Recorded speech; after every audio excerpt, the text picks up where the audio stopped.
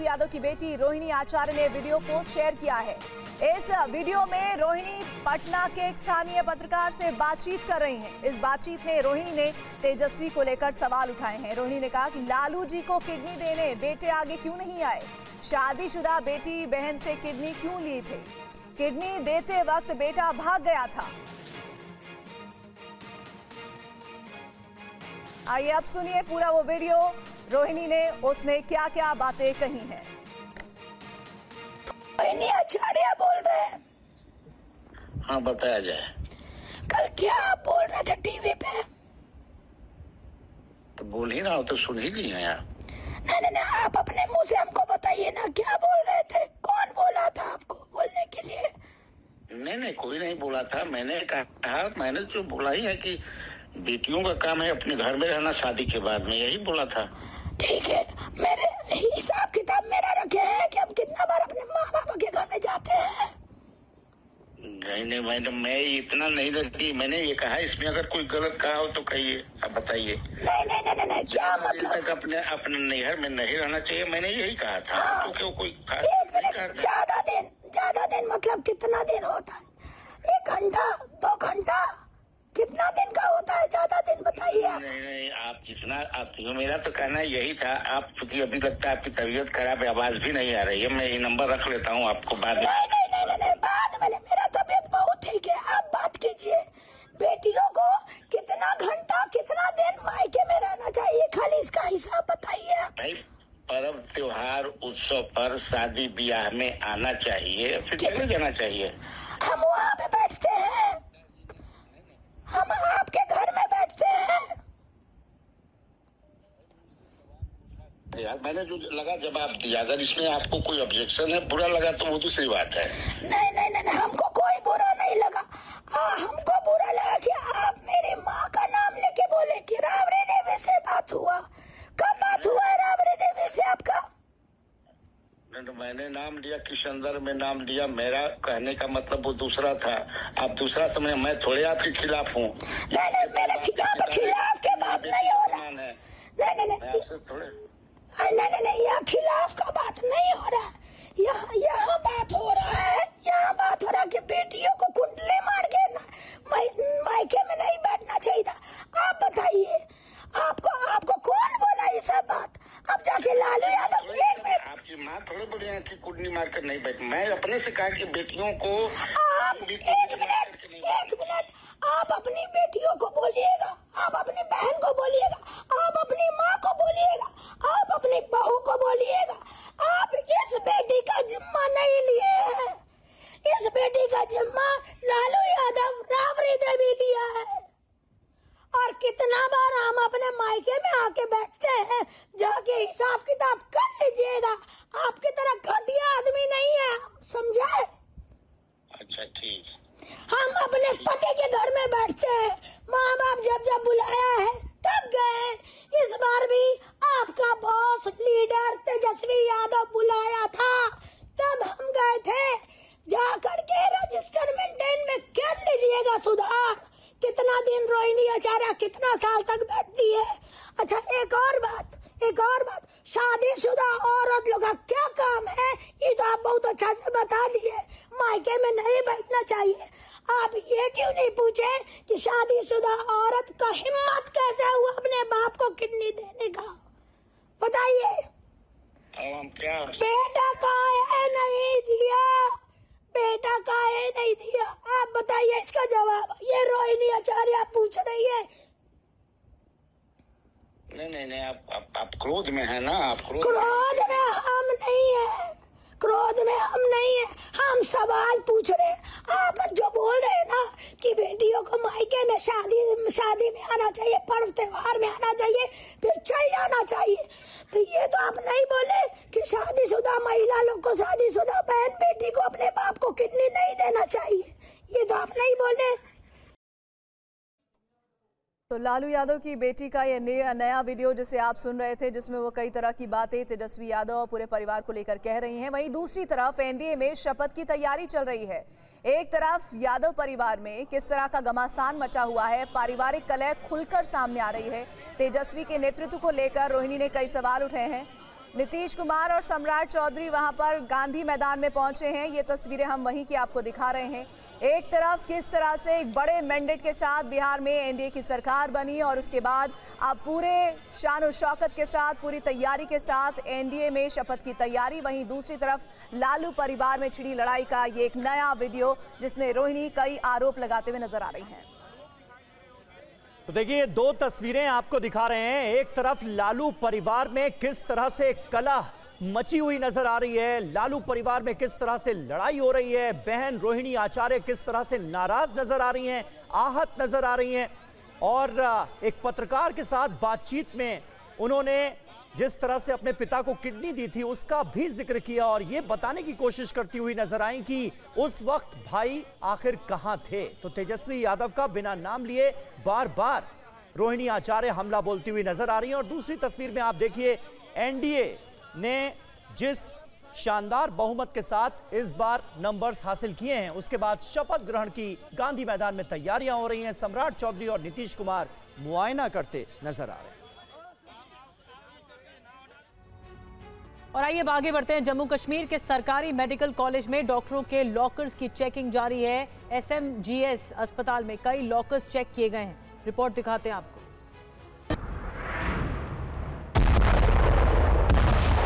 दिल्ली में ब्लास्ट और इसका जम्मू कश्मीर के टेरर नेटवर्क से कनेक्शन सामने आने के बाद इन लॉकर्स की चेकिंग तेज हो गई है। देखिए, अस्पताल प्रशासन और डॉक्टरों की एक टीम एक एक लॉकर खोल रही है और उसमें रखे सामान की जांच कर रही है। जो डॉक्टर मौके पर मौजूद नहीं हैं, उनके लॉकर्स भी तोड़े जा रहे हैं। इसको लेकर श्री महाराजा गुलाब सिंह अस्पताल में एक इंटरनल टीम भी बनाई गई है। कमेटी के सामने सामान निकालते हैं, किसी डॉक्टर की कोई प्रॉपर चीज़ होगी, क्या होगा, उसकी इन्वेंट्री बना के 3-4 बंदे साइन कर देते हैं कि इस लॉकर में। क्योंकि कई बार कोई बंदा हो सकता है वो आएगा बोलेगा मेरे उधर कैश था, मेरे फलानी चीज़ थी, कोई भी एलिगेशन लग सकता है। तो उसके लिए अपनी सिक्योरिटी की टीम, सीएमओ साहब, मैट्रन मैडम, 4-5 बंदों की टीम होती है। अनंतनाग मेडिकल कॉलेज में डॉक्टर अदिल के लॉकर से AK-47 मिलने के बाद जम्मू कश्मीर के सभी मेडिकल कॉलेज अलर्ट पर हो गए हैं। एहतियात के तौर पर सभी डॉक्टरों को अलॉट किए गए लॉकरों की जांच की जा रही है। इसके अलावा सभी लॉकर्स की कोडिंग की जा रही है जिससे कोई भी लॉकर किसी गलत हाथ में न लगे। कई लॉकर काफी दिनों से बंद हैं, उनकी भी पहचान की जा रही है। और अब डॉक्टर शाहीन सईद की ब्रेजा कार खरीदने वाली तस्वीर सामने आई है। आतंकी शाहीन ने धमाके से कुछ दिन पहले ही नई ब्रेजा कार खरीदी थी। उस वक्त डॉक्टर मुजम्मिल भी शाहीन के साथ था। ये तस्वीर 25 सितंबर 2025 की है। मुजम्मिल ने शाहीन सईद के नाम पर सिल्वर कलर की ब्रेजा कार खरीदी थी। इस कार की पूरी पेमेंट कैश में की गई थी। ये फंडिंग कहां से हुई, कार खरीदने की रकम कैसे जुटाई गई, ऐसे कई सवालों का जवाब मिलना बाकी है। तस्वीरों में देख सकते हैं, कार खरीदते वक्त शाहीन और मुजम्मिल दोनों वहां मौजूद थे। इन दोनों की कार के साथ खींची गई फोटो अब तफ्तीश का अहम सबूत है। फोटो में शाहीन के साथ मुजम्मिल हाथ में मिठाई का डिब्बा लिए हुए है। शाहीन का डॉक्टर मुजम्मिल से कथित प्रेम संबंध बताया जा रहा है। मुजम्मिल एक कश्मीरी डॉक्टर है जो फरीदाबाद की अल-फलाह यूनिवर्सिटी में प्रोफेसर था। शाहीन ने ब्रेजा कार 25 सितंबर को खरीदी थी, यानी धमाके से 2 महीने पहले ये कार खरीदी गई थी। शाहीन की ये कार आतंकी गतिविधियों में शामिल थी और बरामद की गई 3 कारों में से एक है। ये ब्रेजा कार अल-फलाह यूनिवर्सिटी में खड़ी मिली थी तो धमाके में इस्तेमाल की गई i20 कार 29 अक्टूबर को खरीदी गई। i20 कार को ब्लास्ट के लिए 2 लाख रुपए में फरीदाबाद के रॉयल कार जोन से खरीदा गया था। कार खरीदने के लिए पुलवामा के कागज ही डीलर के पास जमा कराए गए थे। और इस बीच आतंकी उमर का एक नया वीडियो सामने आया है जो कई सवाल खड़े कर रहा है। इस वीडियो को किस लोकेशन पर रिकॉर्ड किया गया था और इस वीडियो को बनाने के पीछे आखिर मकसद क्या था, इन सवालों का जवाब जानने के लिए ये रिपोर्ट देखिए। आतंकी उमर के इस वीडियो में कई राज छिपे हैं। इस वीडियो में उमर अकेला नजर आ रहा है। उसने एक कमरे में बैठकर ये वीडियो रिकॉर्ड किया था। ये वीडियो किस दिन रिकॉर्ड किया गया और इस वीडियो की रिकॉर्डिंग किस लोकेशन पर की गई, जांच एजेंसियां अब इन सवालों के जवाब तलाश रही है। तफ्तीश में यह भी सामने आया है कि उमर का ये वीडियो यूनिवर्सिटी कैंपस में ही बनाया गया होगा। माना जा रहा है कि डॉक्टर शाहीन सईद और डॉक्टर मुजम्मिल की गिरफ्तारी से पहले ये वीडियो बनाया गया था। उमर और मुजम्मिल अल-फलाह यूनिवर्सिटी की बिल्डिंग नंबर 17 में रहते थे। फ्रेम से लगता है कि किसी ऊपरी मंजिल के कमरे में ये वीडियो रिकॉर्ड हुआ होगा। इस वीडियो के आखिर में उमर कैमरे को खिड़की की तरफ मूव करता है जिससे पता लगता है कि कमरा ऊपरी मंजिल पर है।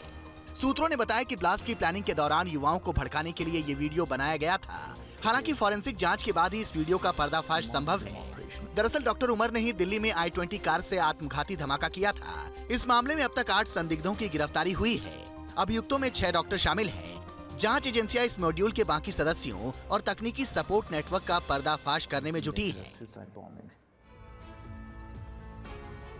आतंकी जसीर बिलाल वानी को 10 दिनों की एनआईए रिमांड पर भेज दिया गया है। जसीर बिलाल वानी को आज दिल्ली की पटियाला हाउस कोर्ट में पेश किया गया था, जहां से उसे एनआईए रिमांड पर भेज दिया गया।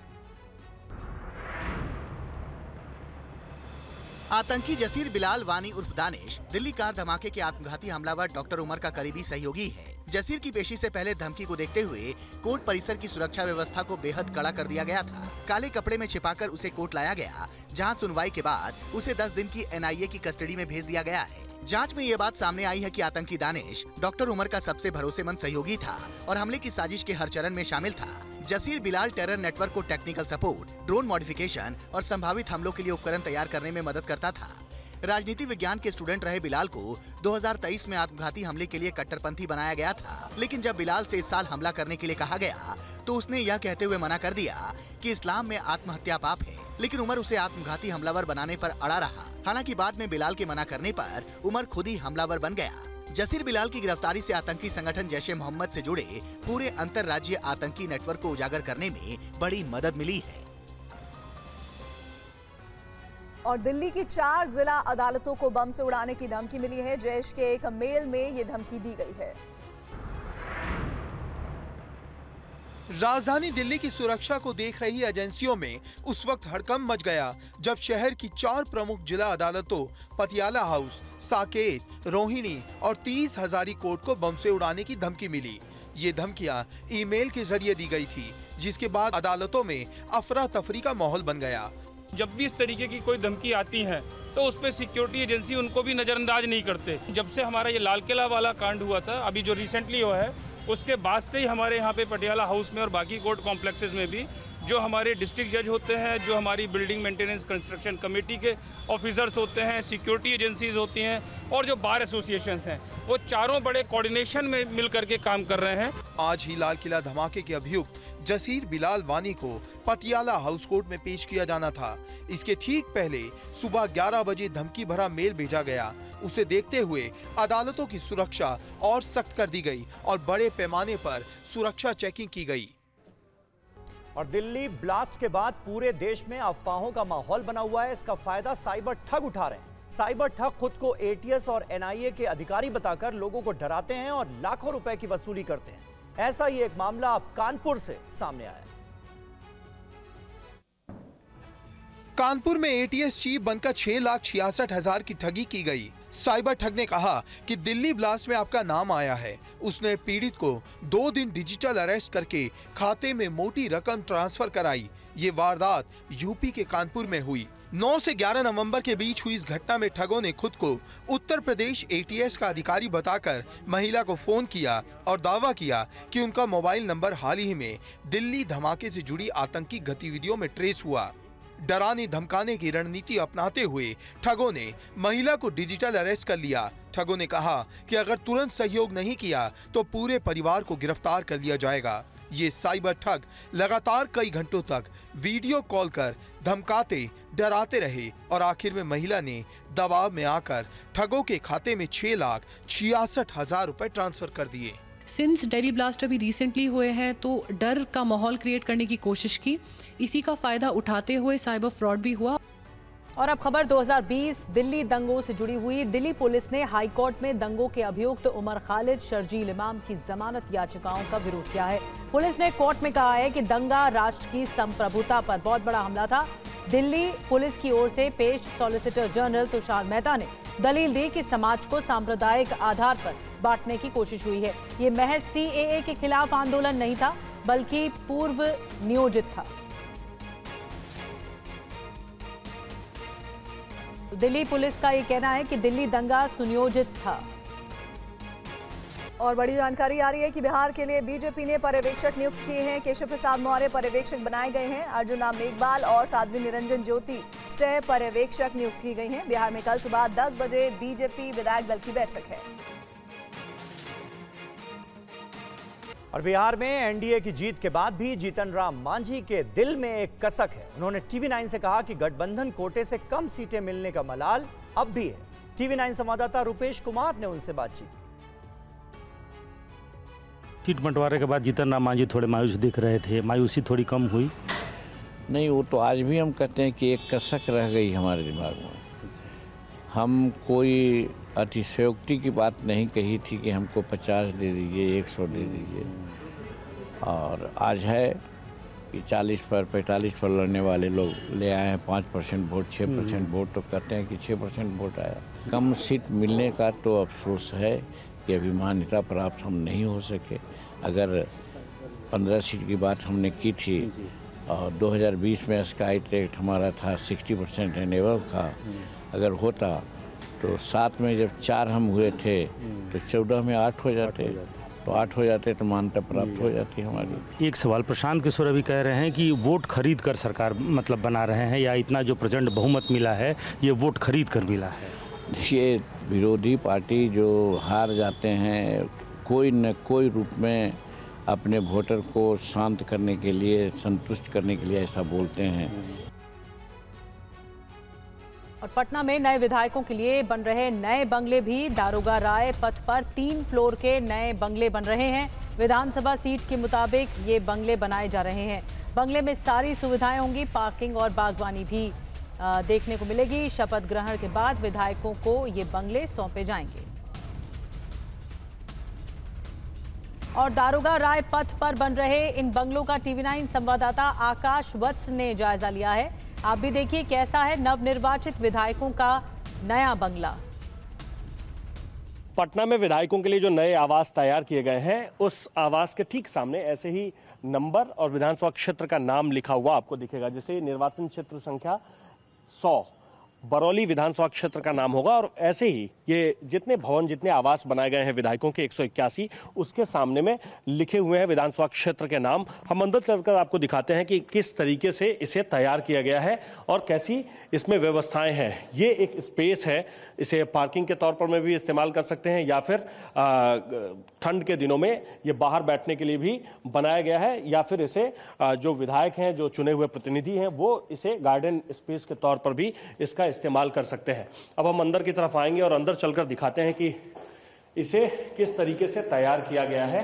लाइटें लगाई गई है, अंदर में पंखे लगाए गए हैं, और ये एक बाहर का हिस्सा है। जैसे ही आप इस घर में प्रवेश करते हैं तो ये उसके बाहर का हिस्सा है, और बाहर के हिस्से के बाद यहीं एक छोटा सा किचन है। छोटा सा, बिल्कुल छोटा सा ये किचन तैयार किया गया है।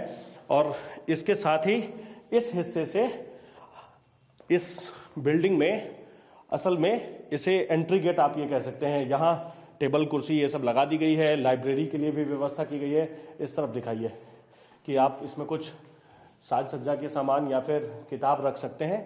एक ये हिस्सा भी है जिसे तैयार किया गया है। और इसके बाद जब आप घर में अंदर की तरफ आते हैं तो दिखता है ये डाइनिंग स्पेस। ये डाइनिंग स्पेस है, डाइनिंग टेबल कुर्सी के साथ इसे तैयार किया गया है। और एक बड़ा सा जो किचन है वो यहाँ तैयार किया गया है। इस किचन को दिखाइए, ये बड़ा सा किचन तैयार किया गया है, फर्निश्ड किचन है, चिमनी भी लगा दी गई है, और इसे बिल्कुल फाइनल टच दे दिया गया है ताकि जब इसमें विधायक शिफ्ट करें तो उन्हें किसी तरह की कोई दिक्कत ना हो। और ये ठीक ठाक स्पेस है किचन में। और इस किचन के अलावा जब आप बाहर की तरफ निकलते हैं तो उसके ठीक बगल में यहाँ पर में ये डाइनिंग स्पेस है। और डाइनिंग स्पेस के अलावा ये एक बड़ा सा हॉल है जिसमें सोफे वोफे लगाए गए हैं, और सोफे के साथ ही यहाँ पर टेबल, और इसके ठीक सामने वो बालकनी का हिस्सा है। और बिल्कुल जैसे आप ग्राउंड फ्लोर पर देख रहे हैं वैसे ही फर्स्ट फ्लोर पर में भी है। लेकिन जब सेकंड फ्लोर पर आप जाते हैं तो सेकंड फ्लोर पर इतना स्पेस नहीं है, सेकंड फ्लोर पर स्पेस थोड़ा कम है, वो सर्वेंट क्वार्टर के हिसाब से बनाया गया है। ये एक बड़ा बेडरूम है। और कांग्रेस ने 12 राज्यों में होने वाले SIR को लेकर बैठक की और आगे की रणनीति पर मंथन किया। इस बीच केरल सरकार SIR की प्रक्रिया रुकवाने के लिए सुप्रीम कोर्ट पहुंच गई। बैठक में कांग्रेस अध्यक्ष मल्लिकार्जुन खड़गे, लोकसभा में विपक्ष के नेता राहुल गांधी, KC वेणुगोपाल और उन राज्यों के प्रदेश अध्यक्ष सहित कई वरिष्ठ नेता शामिल हुए जहां SIR की प्रक्रिया हो रही है। बैठक के बाद पार्टी नेता KC वेणुगोपाल और पवन खेड़ा ने कहा कि चुनाव आयोग केंद्र सरकार और बीजेपी के दबाव में काम कर रहा है। 12 राज्य जिनमें अब SIR एक्सरसाइज शुरू होने वाली है, उस पर एक बैठक हुई। सबने अपनी बात रखी। जो दिक्कतें आ रही हैं चुनाव आयोग से, बिहार का उदाहरण आपके सामने है एसआईआर का, वो सब बातें सबने आपस में साझा की। कांग्रेस ने ऐलान किया कि एसआईआर के मुद्दे पर दिसंबर के पहले हफ्ते में रामलीला मैदान में विशाल रैली होगी। वहीं केरल सरकार ने सुप्रीम कोर्ट में एसआईआर प्रक्रिया को चुनौती दी है। अपनी याचिका में केरल सरकार ने राज्य में चल रहे निकाय चुनाव तक ये प्रक्रिया रोकने की मांग की है। केरल में एसआईआर प्रक्रिया शुरू हो गई है। और यूपी के संभल में जामा मस्जिद की इंतजामिया कमेटी के खिलाफ एफआईआर दर्ज की गई। ये कार्रवाई एएसआई की टीम के साथ हुई बदसलूकी मामले में हुई। देखिए पूरी खबर। संभल में फिर माहौल बिगाड़ने की कोशिश हुई। एएसआई टीम से बदसलूकी की गई। एएसआई अधिकारियों के साथ हुई अभद्रता मामले में अब एक्शन हुआ है। अभियुक्त हाफिज को गिरफ्तार कर लिया गया है, तो दूसरे अभियुक्त काशिफ खान के खिलाफ भी एफआईआर दर्ज की गई है। एएसआई की तरफ से दर्ज कराई गई एफआईआर में 8 अक्टूबर को जामा मस्जिद में निरीक्षण के दौरान हुई बदसलूकी का जिक्र किया गया। उनको बार बार यहाँ आने पे गाली गलौज और अभद्रता का सामना करना पड़ता है। उसके साथ साथ उनको जो एएसआई जिस बिल्डिंग को प्रोटेक्ट करना है, जिसको मॉन्यूमेंट है, इसको मेंटेन करना है, उसकी मेंटेनेंस नहीं करने दी जाती है। इसलिए राजकार्य में बाधा बार बार उत्पन्न की जाती है। दरअसल इलाहाबाद हाईकोर्ट के निर्देश पर मस्जिद परिसर में समय समय पर सफाई और रंगाई पुताई का काम किया जाता है। इसी तरह रूटीन सर्वेक्षण और मेंटेनेंस के दौरान एएसआई की टीम के साथ दुर्व्यवहार का मामला सामने आया। इसके बाद पुलिस प्रशासन ने इस मामले में सख्ती दिखाई और अभियुक्तों के खिलाफ कार्रवाई की है। और बड़ी खबर महाराष्ट्र की सियासत से जुड़ी हुई है। महाराष्ट्र कैबिनेट बैठक में आज नहीं दिए गए शिंदे के मंत्री। महाराष्ट्र कैबिनेट की बैठक में बवाल पर उद्धव गुट का तंज भी सामने आया। आदित्य ठाकरे ने बताया, महाराष्ट्र की जनता का यह अपमान, कैबिनेट बैठक आपके रूठने मनाने के लिए नहीं है। ये कहा गया ठाकरे की ओर से, महाराष्ट्र के लिए ऐसा शासन चिंताजनक है। स्वार्थ की वजह से कैबिनेट की बैठक का बहिष्कार। और पूरे विवाद को लेकर ज्यादा जानकारी दे रहे हैं TV9 संवाददाता जयप्रकाश सिंह। महाराष्ट्र के कैबिनेट की आज बैठक थी। इस बैठक में मुख्यमंत्री, उप मुख्यमंत्री और भारतीय जनता पार्टी अजीत पवार की एनसीपी के तमाम मंत्री मौजूद थे। लेकिन एकनाथ शिंदे की मौजूदगी के बावजूद उनकी ही शिवसेना के मंत्री इसमें मौजूद नहीं थे। खबर ये आई कि शिवसेना के मंत्री नाराज हैं, नाराज भारतीय जनता पार्टी से हैं। जब उनसे पूछा गया कि बीजेपी से नाराजगी क्यों है, तो उनका कहना था कि डोंबिवली, कल्याण और ठाणे के अलग अलग जो तहसीलें हैं वहां पर शिवसेना के जो नेता हैं उन्हें तोड़ा जा रहा है नगर परिषद, नगर पालिका के चुनाव के मद्देनजर, जिसका असर आने वाले टीएमसी और दूसरे स्थानीय स्वराज संस्थाओं के चुनाव पर पड़ेगा। इस पर मुख्यमंत्री की तरफ से सूत्र ये बता रहे हैं कि उन्होंने मंत्रियों को ये कहा कि उनके यानी भारतीय जनता पार्टी के नेताओं को उल्लासनगर में जब तोड़ा गया तब उन्हें महायुति के धर्म की याद नहीं आई, गठबंधन के धर्म की याद नहीं आई, और जब अगर बीजेपी ऐसा कर रही है तो वो नाराज क्यों हो रहे हैं। आदित्य ठाकरे ने एक्स पोस्ट करके कहा कि जब वो दूसरे की पार्टी तोड़ते हैं और अपनी अलग पार्टी बनाते हैं तो उनके घर में जब सेंध लगती है तो चोर को शोर नजर क्यों आता है। और आपको सुनाते हैं इस पूरे मामले को लेकर महाराष्ट्र बीजेपी के वरिष्ठ नेता और महाराष्ट्र सरकार में मंत्री चंद्रशेखर बावनकुले ने क्या सफाई दी है। माननीय एकनाथ शिंदे जी पूरा टाइम बैठक में थे। अभी भी माननीय मुख्यमंत्री की तरफ 2 महत्व की बैठक चालू है। इंफ्रास्ट्रक्चर डेवलपमेंट की बैठक है, बाद में फॉरेस्ट की बैठक है जिसमें बीबट जो गांव-गांव में आ रहे हैं उसके लिए चर्चा चालू है। सारे शिवसेना के मंत्री अंदर बैठे हैं। हमारे अभी दादा भूसे जी है, गोगावले जी है, सिरसाट जी सभी तो है। आज केवल संख्या इसलिए कम थी, बीजेपी के भी 8 मंत्री नहीं थे क्योंकि अपने अपने नगर पालिका, नगर पंचायत में जो फॉर्म के स्क्रूटनी है, हमारे कार्यकर्ताओं का चुनाव है, इसलिए कुछ मंत्री माननीय मुख्यमंत्री की परमिशन लेकर नहीं आए हैं। इसका मतलब आज ऐसा नहीं कि कोई नाराजगी है इस वजह से नहीं आए वगैरह। मुझे लगता है कोई तो भी गलत परसेप्शन गया हुआ है। और मुंबई के लोगों को सीएनजी के संकट से जूझना पड़ रहा है, जिससे पेट्रोल पंपों पर लंबी लंबी कतारें लग गई। वडाला में सीएनजी पाइपलाइन डैमेज होने से इसका सीधा असर मुंबई और आसपास के शहरों पर पड़ा है। देखिए हमारे संवाददाता की ये रिपोर्ट।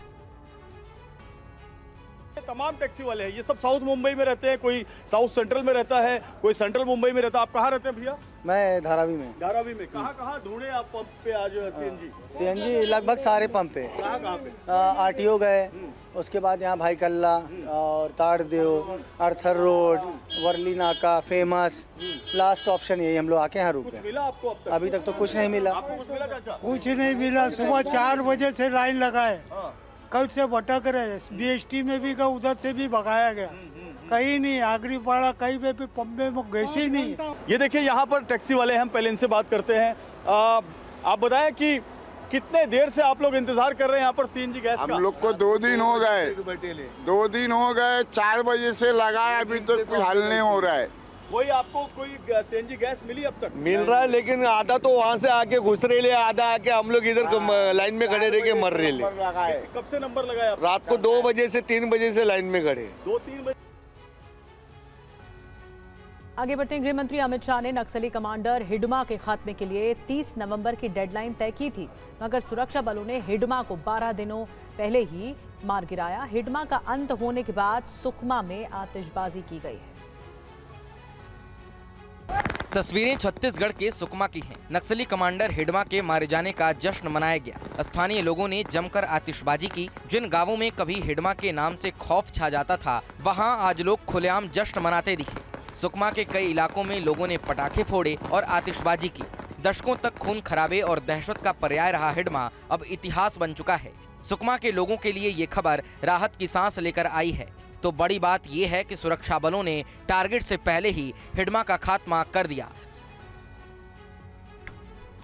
भारतीय सेना के पास स्वदेश निर्मित हथियार और उपकरण हो और प्रधानमंत्री मोदी ने शुरू से ही इस पर जोर दिया है। रक्षा मंत्रालय ने पिछले 10 साल में रिसर्च एंड डेवलपमेंट पर 30,000 करोड़ से ज्यादा निवेश किया। आने वाले 5 साल में R&D बजट को और बढ़ाया गया है। इस पर हम आपके लिए एक रिपोर्ट लेकर आए हैं। भारत के डिफेंस मैन्युफैक्चरिंग सेक्टर में पिछले 10 साल में बड़ा बदलाव आया है। रक्षा क्षेत्र से जुड़े PSUs इनोवेशन के लिए R&D पर अब बड़ा निवेश कर रहे हैं। यानी अब निर्माण केंद्रित ऑपरेशन से हटकर रिसर्च आधारित इकोसिस्टम पर फोकस किया जा रहा है। इसके तहत नई टेक्नोलॉजी, स्वदेशी सिस्टम और निर्यात को ध्यान में रखकर प्लेटफॉर्म तैयार करने का लक्ष्य है। रक्षा मंत्रालय के मुताबिक पिछले 10 साल में R&D पर डिफेंस PSUs ने 30,952 करोड़ का निवेश किया। 16 डिफेंस PSUs ने अगले 5 साल के लिए R&D रोड मैप तैयार किया है। अगले 5 साल में R&D पर निवेश 32,766 करोड़ करने का लक्ष्य है। रक्षा मंत्रालय के मुताबिक वित्त वर्ष 2024-25 में डिफेंस PSUs का टर्नओवर 1.08 लाख करोड़ था, जो अब तक का सबसे ज्यादा है। टैक्स निकालने के बाद लाभ 20,021 करोड़ रहा, जबकि निर्यात में 51% की बढ़ोतरी हुई। पिछले 10 साल में R&D का काम ज्यादातर HAL, BEL, Bharat dynamics limited जैसे PSUs के जिम्मे रहा। अगले चरण में ऑर्डिनेंस फैक्ट्री बोर्ड से जुड़े 7 नए डिफेंस PSUs और डिफेंस शिपयार्ड भी R&D की दौड़ में शामिल हो चुके हैं। और अब बात करते हैं TV9 को मिले विशेष सम्मान की। TV9 नेटवर्क के whole time director Hemant Sharma को one world one family voice of the people award से सम्मानित किया गया है। TV9 नेटवर्क के न्यूज डायरेक्टर हेमंत शर्मा को मिला ये सम्मान खास है। TV9 नेटवर्क के जरिए समाज को बेहतर बनाने के लिए हेमंत शर्मा को सम्मानित किया गया। तस्वीरें कर्नाटक के चिक्कबल्लापुर की है, जहां सत्य साई ग्राम में one world one family world cultural festival आयोजित किया गया था। सब सीमाओं से ऊपर उठकर, सब सीमाओं से आगे जाकर सेवा को, सुख को, समता को महत्व देना, उसका आदर करना, उसका पालन करना आपके इस मिशन का उद्देश्य है। मैं आपका अभिनंदन करता हूँ। मेरे जीवन में पहली बार ऐसा अस्पताल देखा जहाँ बिलिंग काउंटर नहीं है, हेल्प डेस्क है।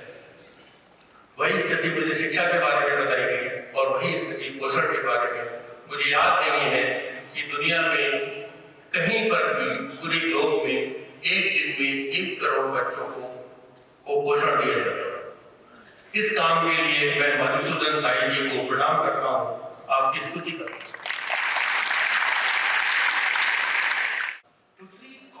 पुट्टपर्ती सत्य साईं बाबा के अनुयायी सद्गुरु श्री मधुसूदन साई ने मीडिया एवं पत्रकारिता की उत्कृष्टता श्रेणी में सामाजिक कार्यों के लिए हेमंत शर्मा को सम्मानित किया।